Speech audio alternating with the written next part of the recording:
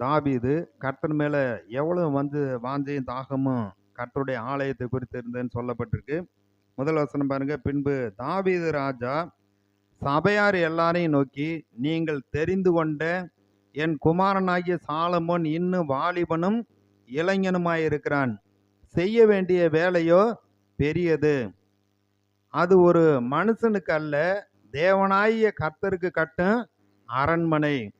நான் என்னாலே இயன்ற மட்டும் என் தேவனுடைய ஆலயத்திற்கென்று பொன் வேலைக்கு பொன்னையும், வெள்ளி வேலைக்கு வெள்ளியையும், வெண்கல வேலைக்கு வெண்கலத்தையும், இரும்பு வேலைக்கு இரும்பையும், மர வேலைக்கு மரத்தையும், பதிக்கப்படத்தக்க காந்தியுள்ள கற்களையும், பலவர்ண கற்களையும், விலையேற பெற்ற சகலவித ரத்தினங்களையும், வெண்கற்பாளையங்களையும், கோமதேக முதலிய கற்களையும் ஏராளமாக சவதரித்தேன். அவன் வெள்ளி, பொண்ணு, இரும்பு, வெண்கலம், விலையேற பெற்ற கற்கள், இது எல்லாத்தையுமே அவன் சபதரித்து வைத்தான்.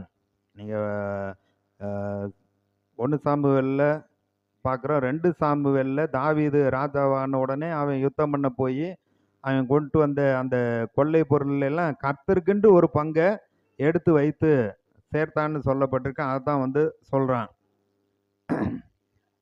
அடுத்து பாருங்க. இன்னும் என் தேவனுடைய ஆலயத்தின் மேல் நான் வைத்திருக்கிற வாஞ்சையினால் பரிசுத்த ஆலயத்திற்காக நான் சபதரித்த அனைத்தையும் தவிர எனக்கு சொந்தமான பொன்னையும் வெள்ளியையும் என் தேவனுடைய ஆலயத்திற்கென்று கொடுக்கிறேன்.